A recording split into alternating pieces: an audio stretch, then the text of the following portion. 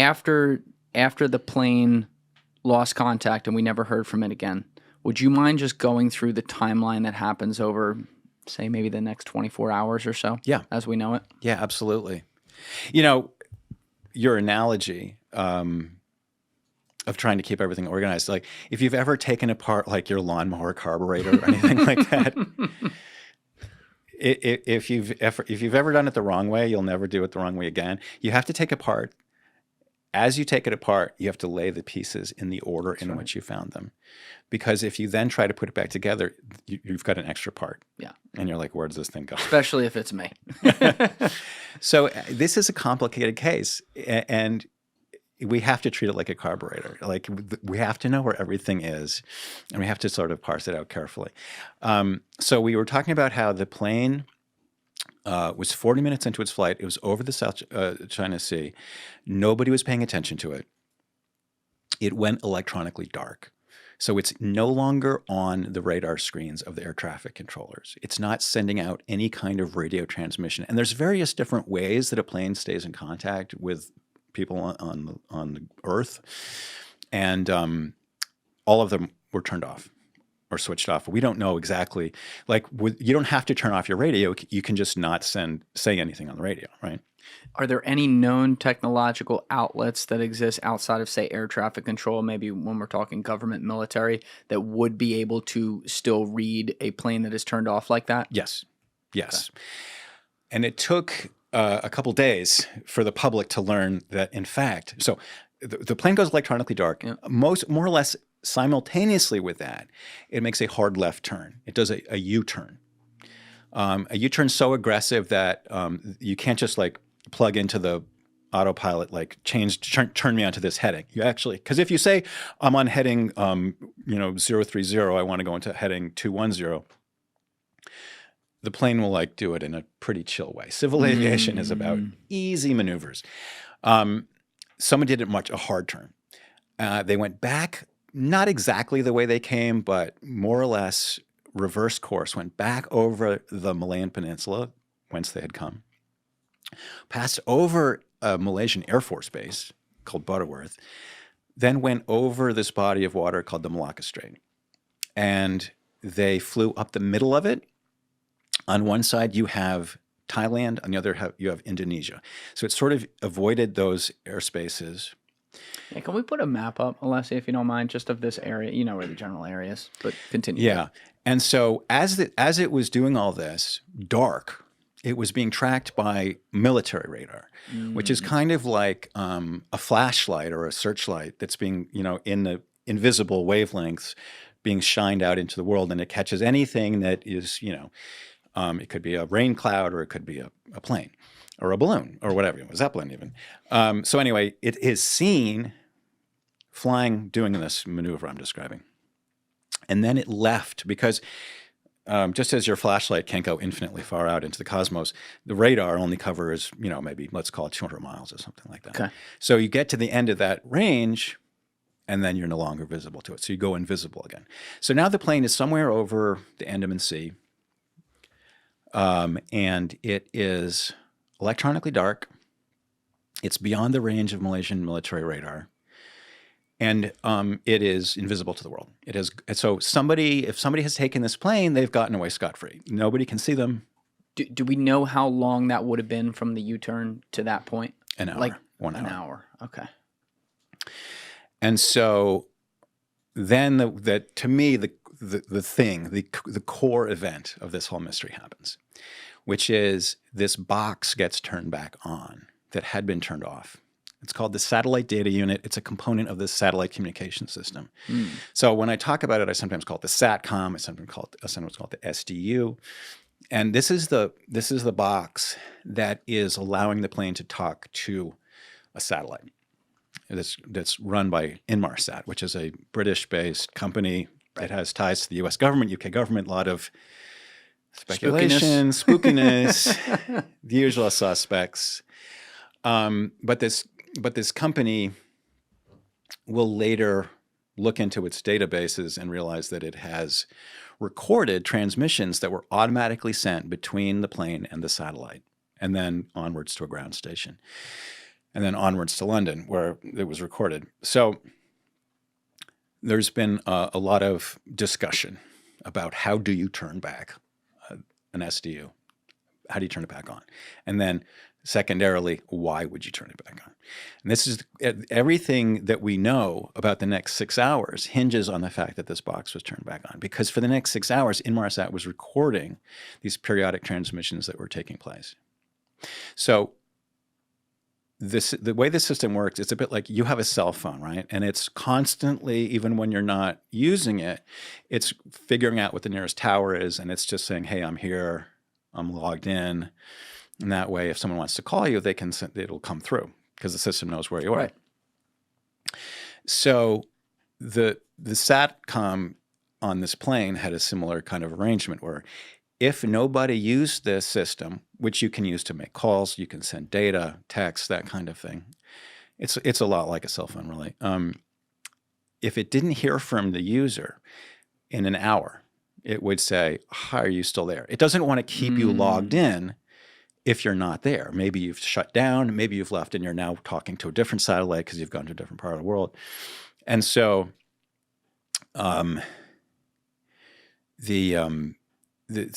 so every hour, the satellite is saying, "Hi, are you there?" The plane is saying, "Yes, I'm here." Now, to slightly complicate matters, if something happens, like somebody does use the system, then that clock gets reset. And so twice in the span of the next 6 hours, people at Malaysian Airlines were like, "Damn, where's our plane? Let's call." So twice. And what does that do? So if it gets reset, how does that affect the data? It means that the clock starts from then. So if an hour goes by, the satellite says, "Hi, are you there?" The plane says yes. And then another 20 minutes go by and someone calls. Now the system is being used, and so that timer goes on. So it's another hour. It's not really that important, but it wasn't initially when this thing was reported on, it was described as being hourly pings. That's pretty much true, but it's not entirely true because there were these two other events that kind of got in there and messed up the timing. Got it. But the general pattern was, I understand. Yeah. So you also, because you were like the lead role in the Netflix documentary on MH370. What's it called again? I just call it the MH370 doc. MH370, the plane that disappeared. Got it. So I think there were 3 parts to that. It's a very good documentary. Hey guys, if you have a second, please be sure to share this episode around on social media and with your friends, whether it's Reddit, Instagram, Facebook, Twitter, doesn't matter. It's all a huge help. It gets new eyeballs on the show, and it allows us to grow and survive. So thank you to all of you who have already been doing that, and thank you to all of you who are going to do so now. But one of the things you were talking about was, once it got to that point, I want to say when it was over the Andaman Sea, where this starts reading it, you don't know the directionality. So it could be north, it could be moving north, or it could be moving south. Can you explain how that works and why that is the case? Yes. So we've got these 7 pings, and what do these pings consist of? Now, the Malaysian Airlines at this time was in sort of financial difficulty. So everything that they did, they later went bankrupt in part as a result of this. There's different levels of subscription service that you can get when you sign up for your satellite communications. Oh my God. The good one, like when you send each transmission, it includes like where you are, right? From GPS. They had the discount version that didn't have any of those bells and whistles, right? And so because of that, these signals were just like housekeeping data that didn't really have any purpose unless you were trying to maintain your satellite fleet. So the scientists had this data, and they're like, "Damn, how do we figure out, is there some way we can use this data to figure out where this plane is?" Now, the mere fact that the data existed is extremely interesting because they had assumed that when they started looking for this plane, they assumed that it crashed right where they last saw it, because most plane crashes, things start to go wrong. When things go wrong in an airplane at altitude, they tend to come unglued very quickly. So Air France 447, which we were talking about earlier, It had also sent some automatic transmissions of a different nature. But the plane was eventually found within 5 miles of where those last transmissions were made. So the initial assumption was that this plane is going to be really close to where we last saw it in the Andaman Sea, as you just saw on that map. The fact that it went for 6 more hours, that we were talking earlier about, like, this is a crazy case. Yes. Okay. Let's just become comfortable with the idea that strange things are going to happen again and again and again. Yes. Expectations are going to be defied. This is a defying of expectations right here. The idea that this plane flew for 6 more hours and you're going, like, I don't know, 400 or 500 miles an hour, you can go really far in a jet plane in 6 hours. So this plane could be almost not anywhere. The radius is huge. The radius is huge. Yes. And so what else can we figure out from this data? Is there some other clue? We're scientists. Like, we tease out signals from data all the time. So what can we look at? So they looked at it carefully. They put on their thinking caps, and they realized that there was 2 parts of this metadata that was potentially really interesting. The first one was called burst timing offset, it's often referred to as BTO.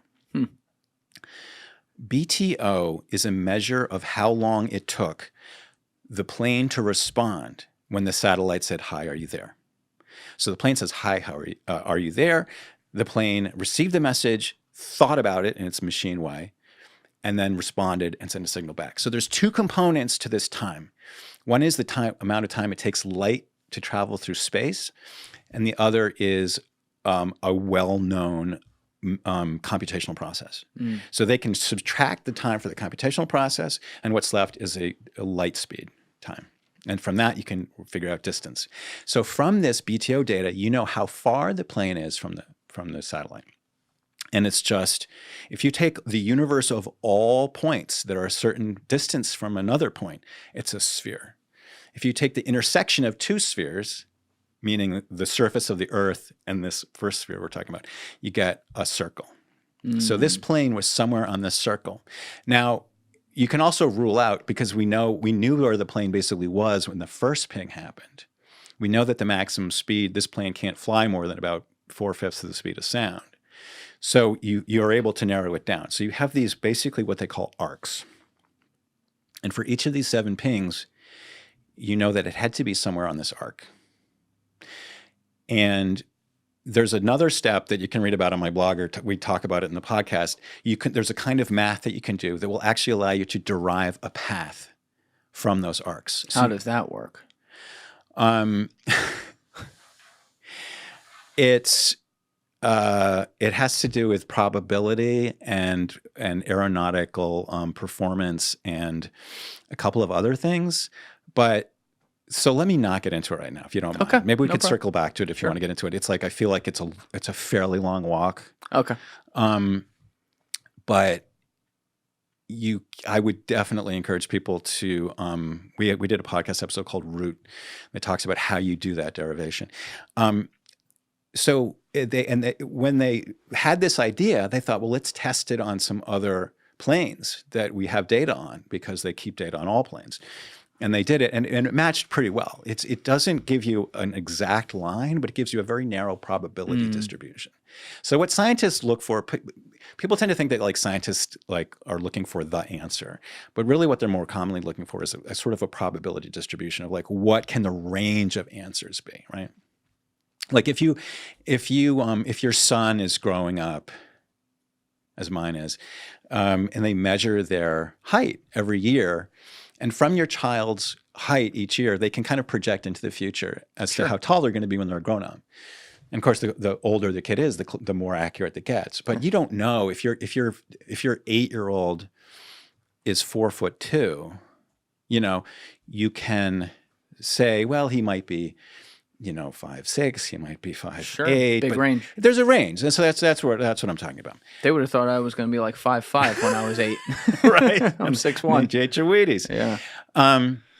So anyway, you're able to derive a route, and it has a certain error margin. So it's like, we know that this plane was kind of going along this route, plus or minus, let's say, 30 miles. There's a trick, though. because the way that this method works is it's symmetrical. It can either go to the right or it can go to the left. So essentially, however this plane went, and you can do this for any plane, you can use its BTO data to generate the route that it went, to tell you the route that it went. But for every route, there's a mirror that it didn't go. It's like a ghost image. And this is like a very important point when we talk more about the sort of possible alternatives, is which of these paths is the right one and which is the mirror.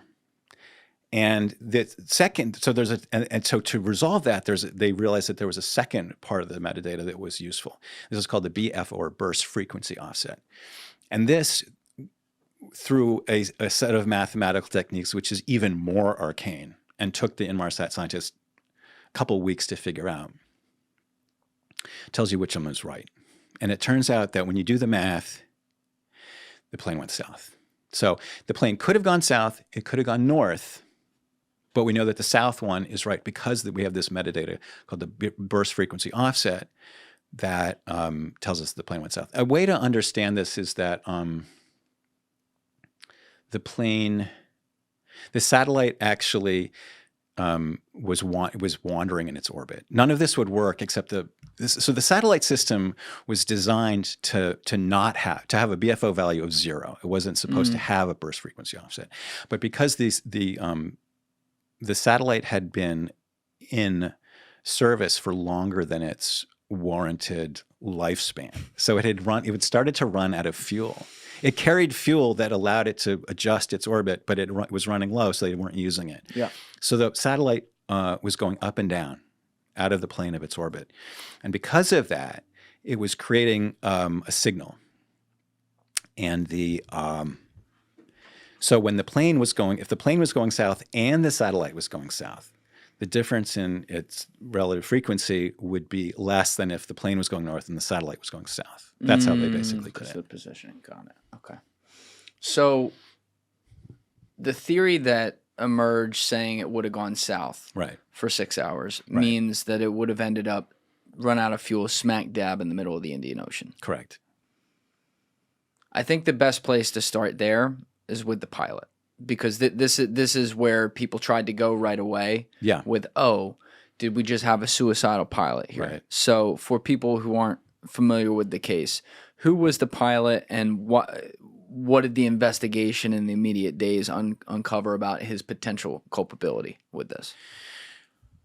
Attention was focused on the pilot really early on because I mentioned earlier that the plane reached the end of Malaysian airspace, right? It was about to leave air traffic control. And they said, good night. And then about a minute later, they passed this waypoint and the plane went dark.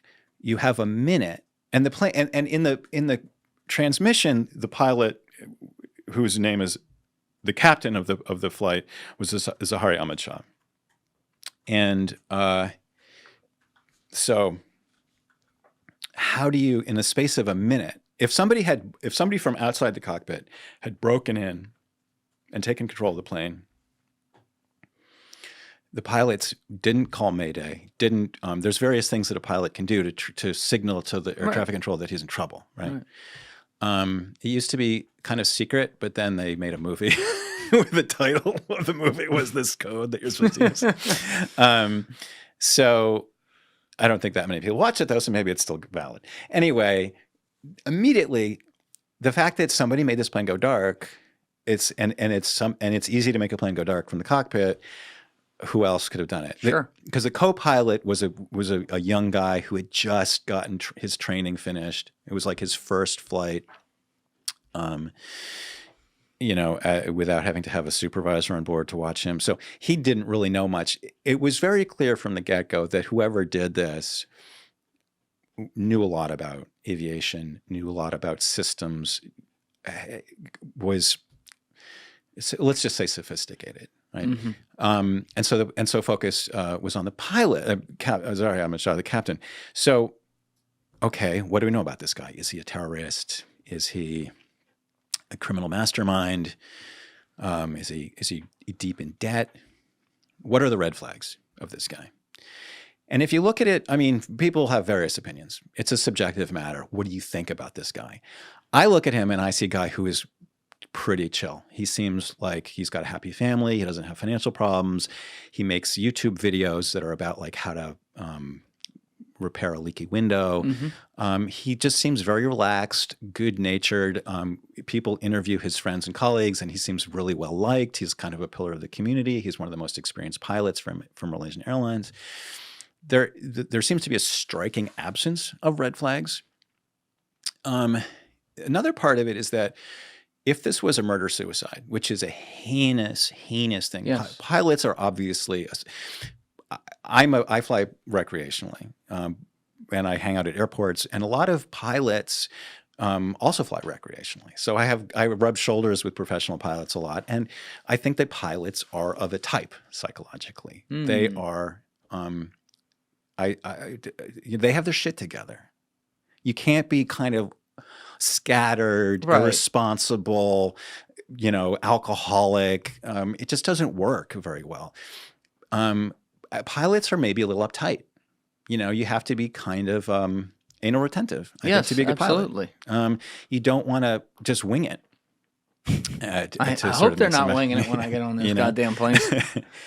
And when they do, you hear about it. Yes. You hear people get a little unhinged sometimes. But he seemed very psychologically stable in the way that's kind of familiar to pilots. There are cases where pilots commit mass murder suicide. They are rare. When was the last time we had one of those? Well, we had a guy like a few months ago attempt it with Alaska Airlines. He was riding in the jump seat and he like reached forward and he tried to put the fire extinguisher in one of the engines. Yeah. But he did not succeed. Was it a co-pilot or a pilot? He was a deadheading pilot, so he was catching a ride to somewhere else. Yeah. So, God damn but it. I actually did a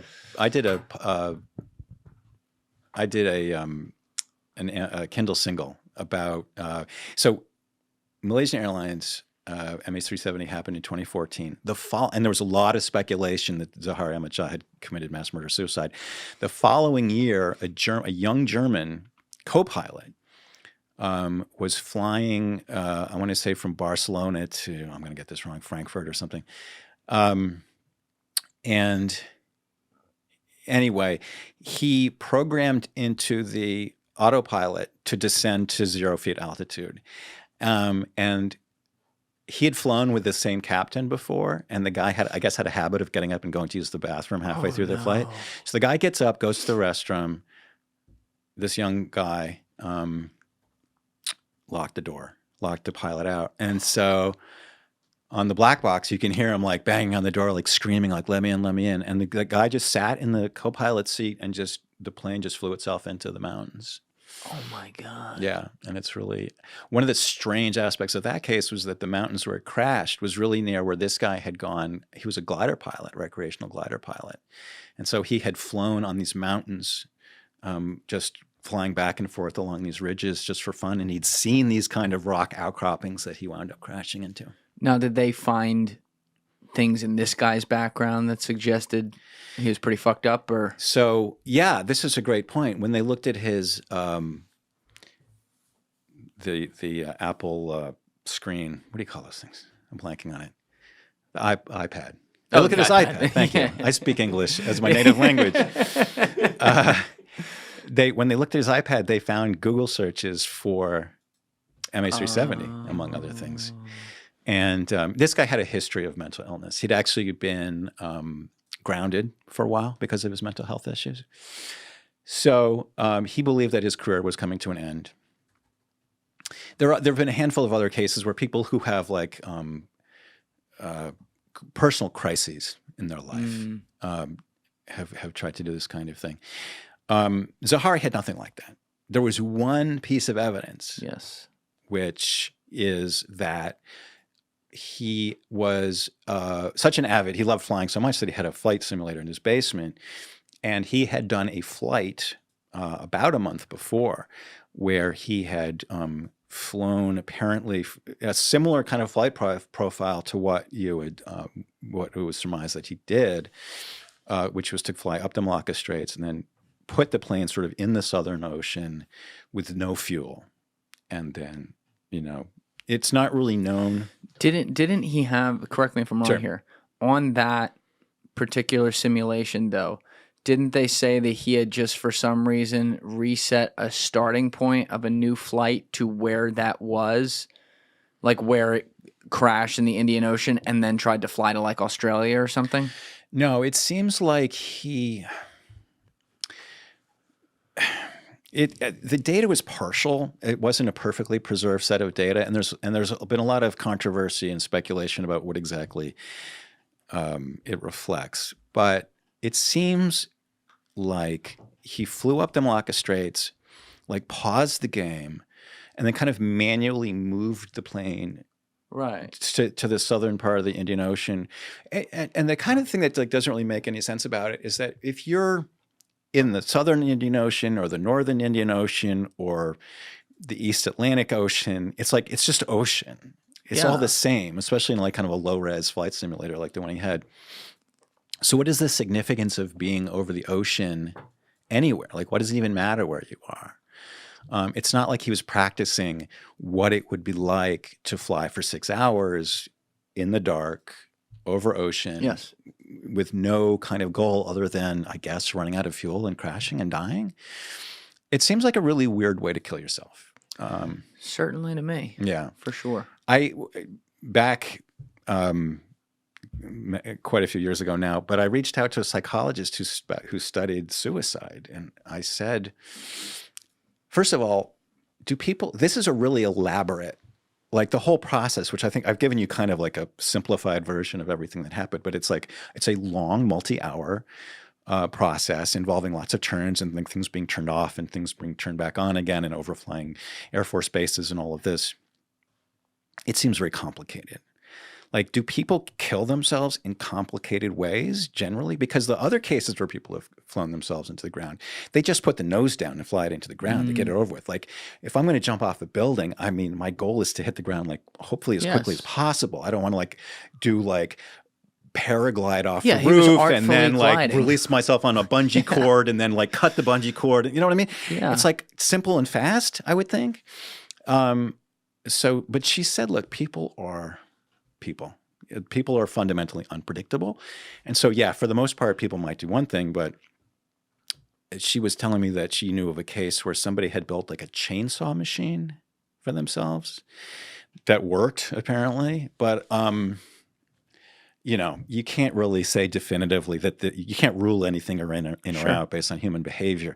But the fundamental thing about MH370 is that whatever theory you want to latch onto, the motivation is not there. Like, there's no reason to fly yourself into the remote southern Indian Ocean for any positive benefit, including even killing yourself. And it seems like the majority of I previously thought it was all of them, but I did find there were one or two who think maybe it was the pilot. But the majority of the families of the 239 people do not think that happened. Right. And we'll get to it later, but they also don't think that the evidence that was found is from the plane or real. They think it's planted, a lot of them. Right. But it seems like, and I'm trying to take myself back to that timeline, like then when it was happening. So I was actually living in Rome, in Italy at the time. And I remember this story, but right there at that time, this is when the whole Crimea thing was going on. Yeah. And that's what everyone was talking, at least in Europe, a little more. So I'm not as familiar with like the exact days, what was happening when, but like how long were they on that pilot theory before they then said, wait a minute, some weird shit happened here. We don't know if it's that. Well, I think it's important to understand that the official search officials have never issued any kind of theory. I mean, implicitly they think it went into the Southern Ocean because that's where they spent hundreds of millions of dollars in several years scanning the seabed. By the way, you asked about how MH370 and Air France 447 are alike.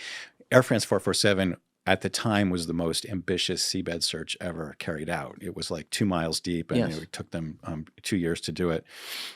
MH370 then surpassed that. It took them 3 or 4 years, and it was 3 miles deep, and they wound up searching an area the size of Great Britain, a very huge area.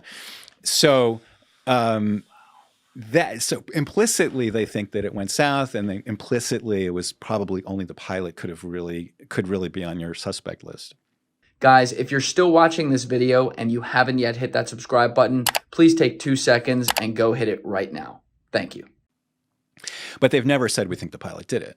And so we're in this weird kind of limbo where everybody wants to know what happened to the plane, and there is like, if you compare it to who shot JFK, since we're kind of like in this numinous realm of conspiracy theories, there's a Warren Commission. There's like an official account of what happened, and you can sort of anybody who isn't buying into the Warren Commission is a conspiracy theorist. But with MH370, right? With MH370, there is no official account, and with no official account, there's no like, you know, you can't say, well, explain this, explain that. In the official report, they said we can't rule out anything really. Yeah, there's the famous press conference where the guy came out and said, I think he said the exact words, like, it disappeared. We don't know where it is, right, or something like that. And I don't remember how many days in that was, but something, when you go back and watch the footage, it's very easy to have hindsight bias now that we're watching it. Like, obviously we know 10 years later we still haven't solved this, right, but still there's something about the tone of how things were delivered that was so sinister. Yeah, it was sinister. Well, it was sinister, but also like Pollyanna-ish in the same way, where they were like, we know that the relatives are dead. We've done the math. I mean, this was the thing. For the first year and a half, all they had was this data that had been transmitted from this plane as the result of this box being turned on, and nobody could explain how or why this box would have been turned back on. And it seemed me, which struck me as quite uncanny. And so they were very confident and sort of, oh yeah, your relatives are dead. We did the math. And by the way, we've done the math and we know where this plane is, and we're going to get it, and we will find it. And we have the quote that I keep coming back to is, we have a bottle of Moet chilling in the fridge, or chilling nicely in the fridge or something. There was an incredible level of like, yes, we have this in hand. Don't you worry your pretty heads about it. They said that? A bottle of Moet chilling in the fridge? Yeah. Oh my God. Yeah. And for the most part, the media really bought into it. I mean, I think pretty much every mainstream outlet was like, okay, these guys are going to find this plane. Yeah, it's as good as solved. Yeah, like you said, it was the largest, literally the largest rescue mission ever. Yeah. For a plane. I forget the number. Ashton had this right, but the number of countries who were involved, the number of boats that were involved, I don't remember them offhand, but it was nuts. So you think about it, and my head does go to, though, like, they're searching the Indian Ocean. I forget the exact percentage, but like something like 90% of the ocean that we know exists, we haven't even explored. Right. So how possible is the explanation that, oh, well, the ocean is so deep and it's so mountainous down there that it fell into a crevice and no one will ever be able to find it? So, yeah, that becomes the question. It's like, we know that it went to this area, but then we search there and it's not there. So why isn't it there? And this is like a major goal of my podcast, is to kind of go through, okay, what are all the possible explanations? The sort of top level explanation might be, well, the ocean is big and the plane is small, so that's why you wouldn't find it. But I was talking earlier, scientists talk about error bars, right? Like, what is the probability distribution? Yes. And we know where this plane was. The arc is like plus or minus like 5 kilometers or something. It's like a couple of miles uncertainty.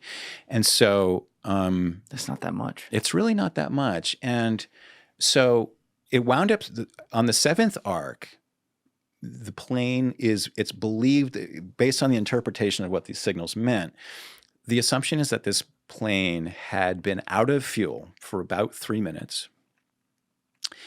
And it was descending at they have 2 data points, 9 seconds apart. And the first one, it was descending briskly.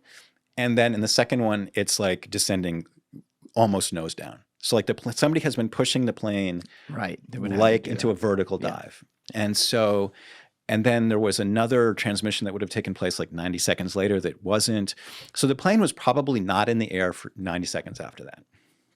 So it would have dived very brief. You know, it would have taken about a minute for that plane to hit the water. Assuming like a 30,000, 35,000 foot altitude? Right. Okay. Right. And so it gives you a very narrow band to look in. Actually, that band was searched really early on, but they just had to keep on making it bigger and bigger because it kept on not finding the plane.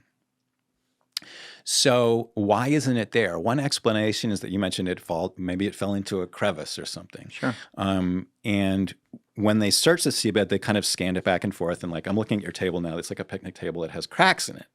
Maybe the plane went into one of these cracks. Right. Now, percentage-wise, you would think that would be quite a stroke of luck, right? It just happened to turn out that way.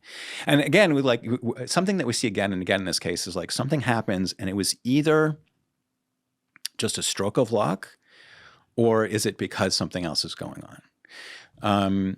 And so maybe it fell into a crack. They went back and they searched. They sent these little robot subs down and to look in as many of these little cracks and crevices as they could. They didn't send James Cameron down? I would be surprised if they didn't talk to James Cameron. I'm sure he popped up in a few conversations. Yeah. So that's one explanation, that it was in this defined area, but they just missed it for whatever reason.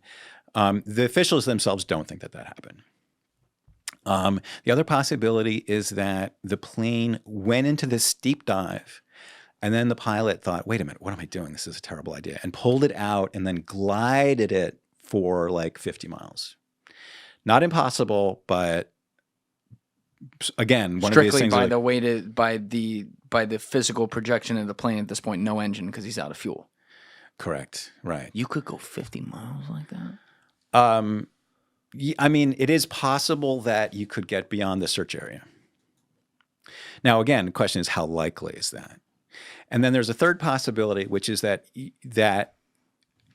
it's hard to explain why, in simple terms, like why this is unlikely, but you could have done a series of turns and you could have wound up further north of the search area.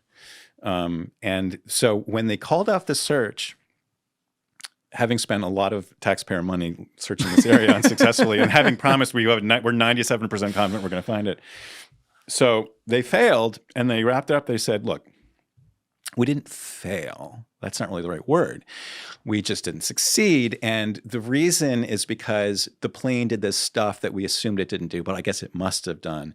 And now it's north of where we looked. But we don't have any money, so goodbye and good luck. Where are we at this point? Like how long after the initial This is crash? like I want to say end of 2016. Oh, so okay, a while. It's a couple years later. Yeah, it took them a while. It takes a long time to search a seabed like this. Yeah. Look, one thing I want to make clear is I have been sort of critical and skeptical, but what they did was amazing. It was an amazing feat of just technological bravado in searching an area that's 3 miles deep. Like, that's incredible. Yes. And it was 1,000 miles from the nearest port. I mean, it was really difficult. I would not want to be in these guys' shoes, like terrible rough seas, everything. So what they did was heroic. Hats off to them. It didn't succeed, and now we need to figure out why it didn't succeed. They said it must be north of the area we searched, but we don't have any money, so we're going to stop. And so they did. And they sort of said, case closed. Then this company comes along that nobody knows who they are. They're called Ocean Infinity. And they say, we are going to search this area, and you only have to pay us if we find it. And we have this new generation of technology. We have these fleet of robot subs that all kind of work together. Bounty hunters, basically.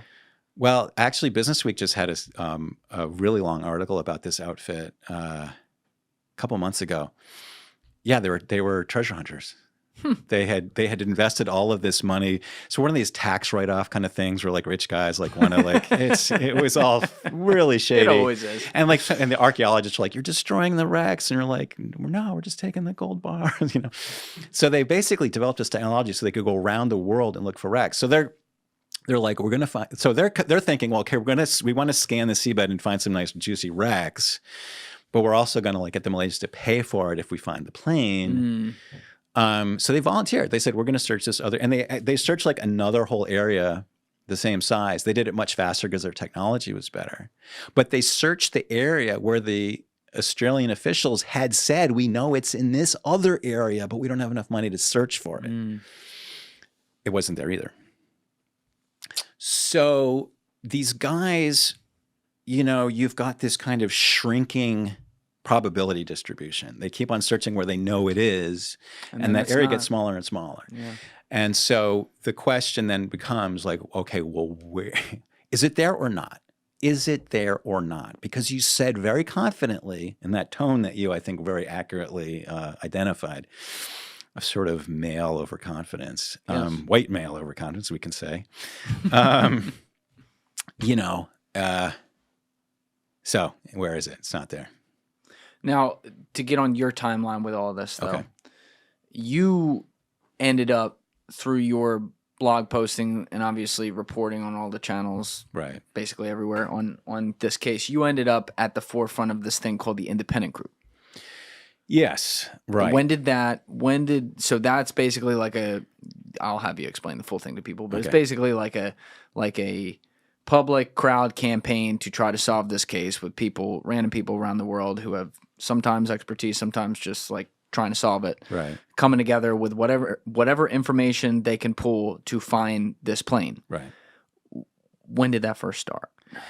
That started in the first few weeks after, well, when the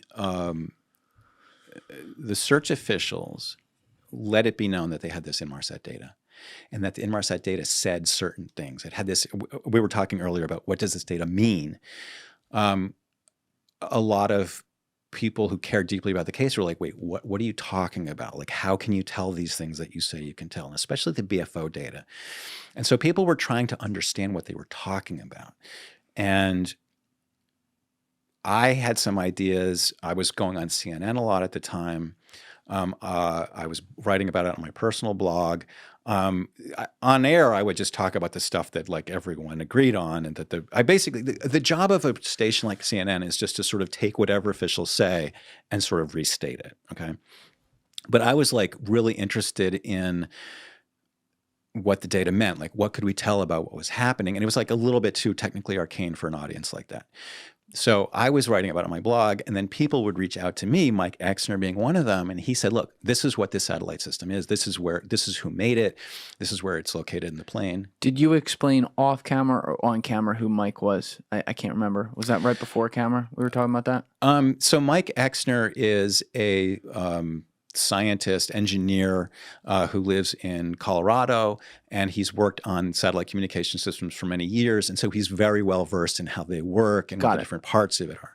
So I get this email, or I think it was a comment on my blog, I forget which, but this guy reached out to me. I think we talk about it also in the documentary on Netflix.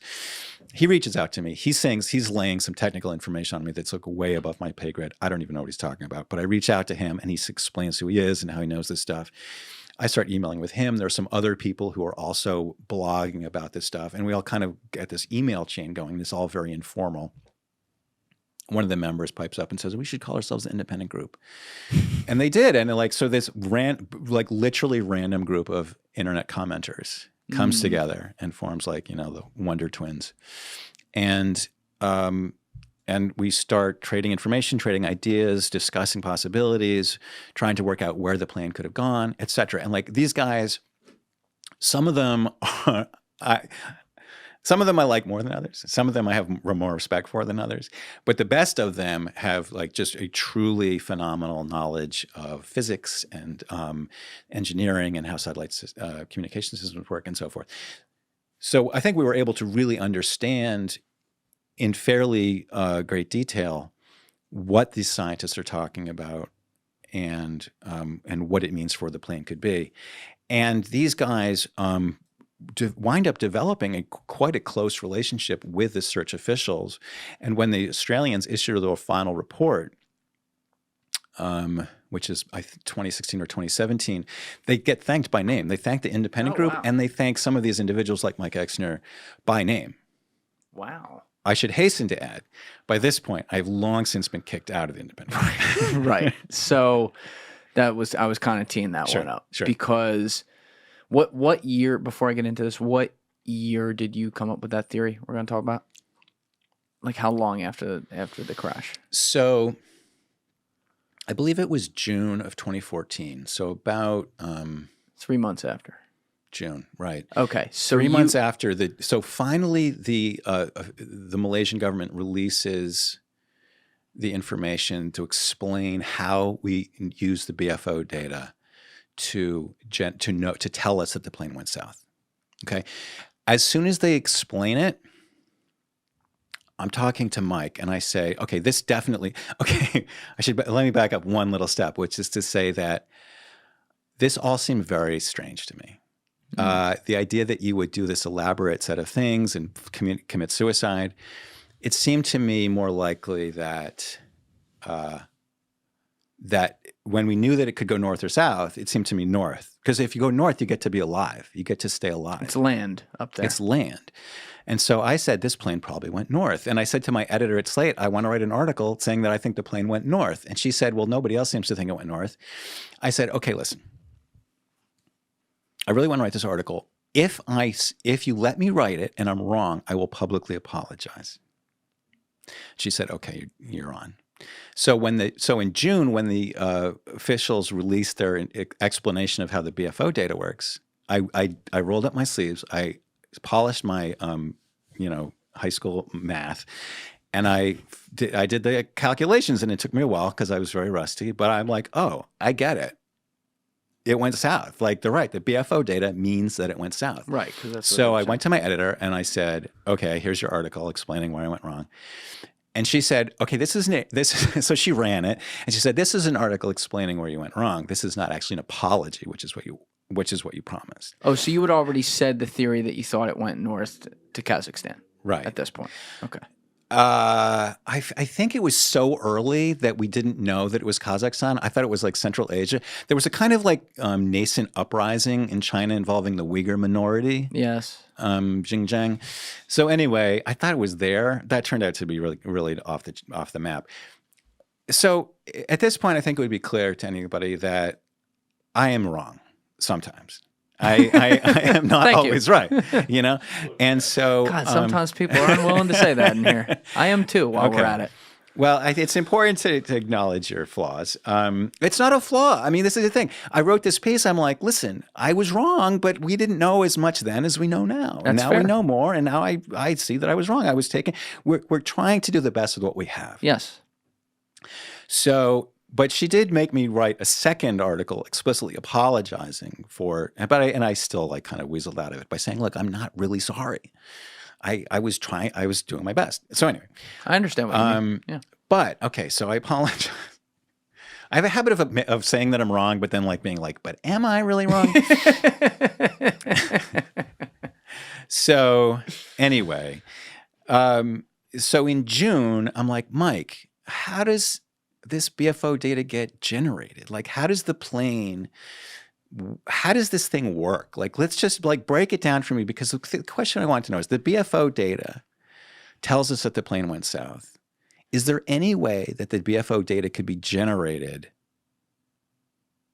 Let me put it this way. Is there any way that data could be tampered with? Could you mess with it? Is there any way that a devious, like, let's just say, let's imagine somebody on this plane of kind of unlimited deviousness and skills and resources and everything.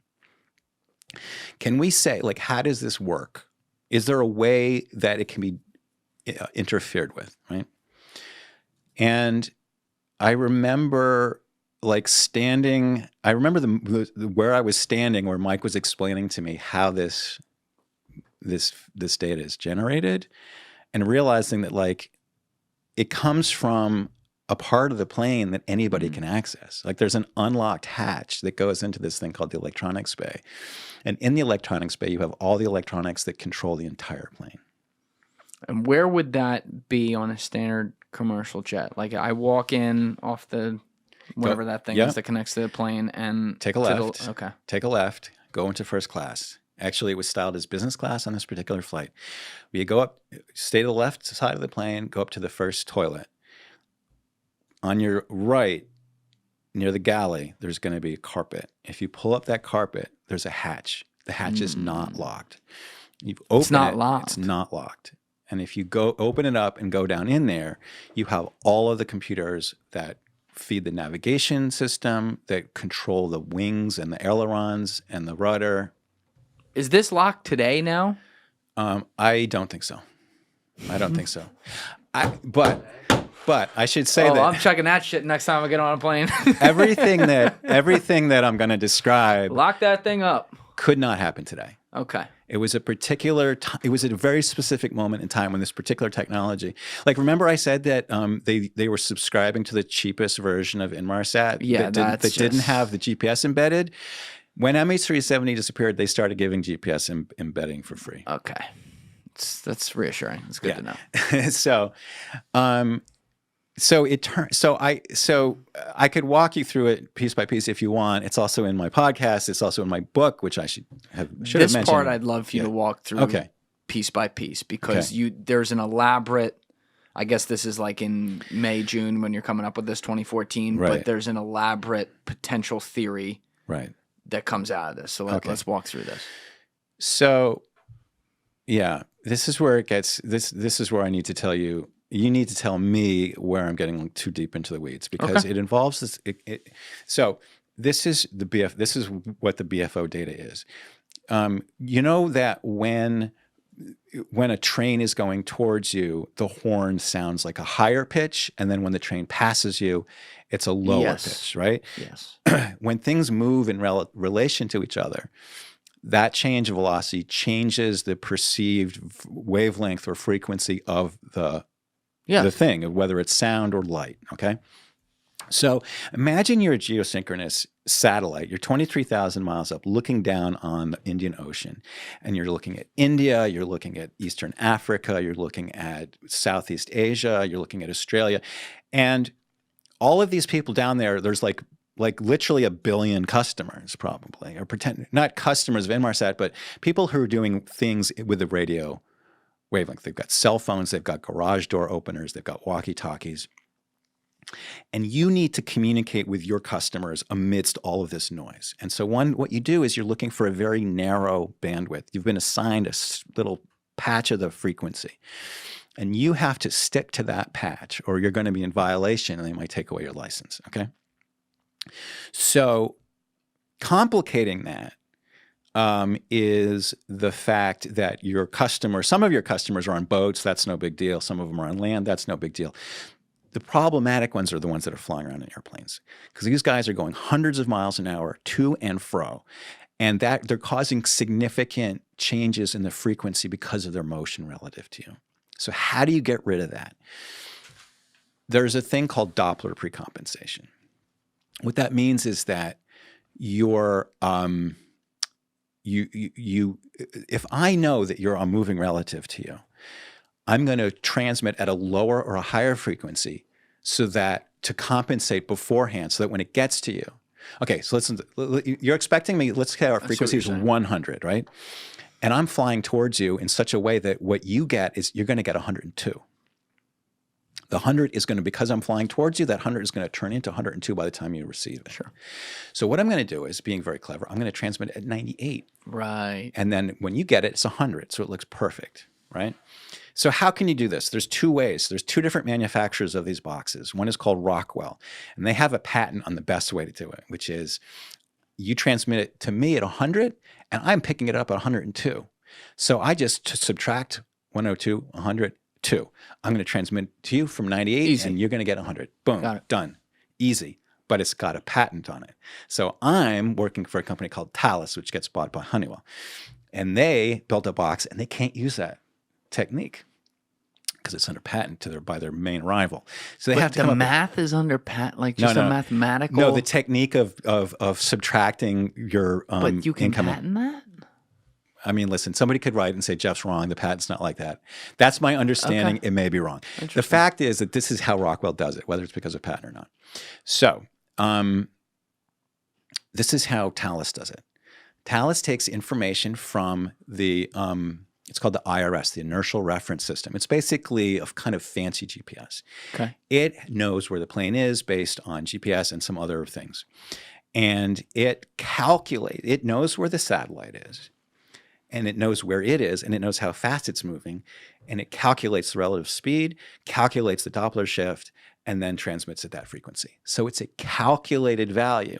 And this is what Mike Exner told me that made me drop my sandwich, which was, if you can change the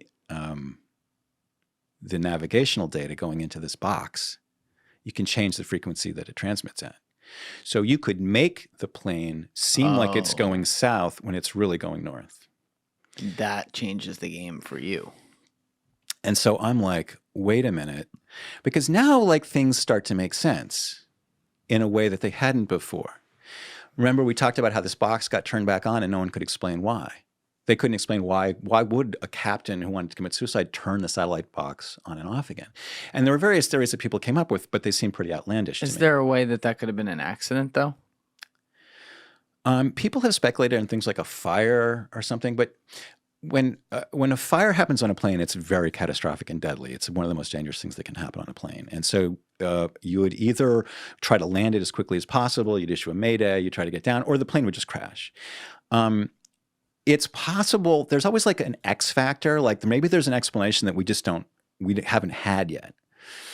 When Air France 447 was found and they retrieved the black box, this was a mystery on par with MH370 at the time. Until they found the black box and they realized what happened, it was a kind of strange combination of events that nobody had predicted.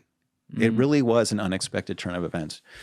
So there may be an explanation that is quite, that's true that we just haven't thought of, or just is too, idiosyncratic for us to kind of imagine. But if this was somebody on the plane, we're imagining this kind of infinitely clever, attacker. It explains why this box was turned back on. Because they were essentially leaving a false trail of breadcrumbs to make it look like the plane was going south when it actually went north. Is there a part of you, and I got to challenge this just because, like in my line of work, for example, the way I came up with this podcast was I had to edit crazy clips, right? And you sit here with the same, say, 60-second area. You listen to it 700 times, right. 1,000 times between the edit. You put a song with it. You put visuals with it. There's this suspension of reality that happens where you're so deep into it that you get to a point that when you have to do the audio master at the end, like if I do a 20, 25-hour edit, right. I'm not sure if I can hear the voice better over the song because I've heard the same thing said a million times right. versus if like it actually is correct. So I'll send out, I used to send out like a clip to Alessi or someone who hasn't edited it to that point right. to get their thought. And I'll explain where I'm going with this in a minute, to get their thoughts on, okay, how the first time you heard this, how well did you hear what's being said versus the music? Because I don't want the music to overtake what's being said. Meaning there's just this suspension that happens where you have to get a second eye on it because you're biased within that search. Right. So relating that to what you do, at this point, you've now been working on this case for months. You are knees deep in it, consuming what you do. This is like, of all the reporting you've ever done, this is probably the most wild case, at least in aviation, you had covered to that right. point. Is there a part of you that says like, okay, maybe Mike and I found this thing, but step back for a second. Am I now trying to fit the peg into this square peg into this square hole that we found to explain it versus, hey, we found a square hole, but we may not have a square peg, meaning like maybe the theory you end up coming up with, which is that someone from the jet goes down into that box and controls it. Maybe that's not what happened, but it would make sense if it did. I might be reaching, though, in doing that. Like I'm suspended in where reality is because I've been working so deeply on this case, like Charlie and It's Always Sunny trying to solve it. Yeah. Yeah. Absolutely.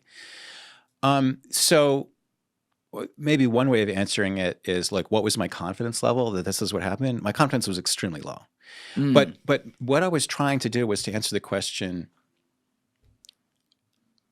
are we 100% confident that this BFO data was generated in an innocent way? Meaning whoever, because you have to understand that if Zahari Ahmad Shah took the plane, the captain had taken the plane in order to commit suicide, there's no way he could have known about BTO or BFO data. Why is that? Even people in the, because it's a very arcane thing within the world of satellite communications. Like you would have to work in satellite communications to know that these are parameters that are important in keeping up your network. It's like a part of network maintenance. It's very technical. It's very arcane. And the BTO data actually, we keep talking about Air France 447. They had only started recording BTO data within the previous year because they realized that it would have been useful potentially in an Air France 447 type of situation. So Air France 447 in a way really inspired MH370 in some ways. Thank you for watching the video, guys. If you haven't already subscribed, please smash that subscribe button and check out this clip's full podcast episode by clicking here or in the description below.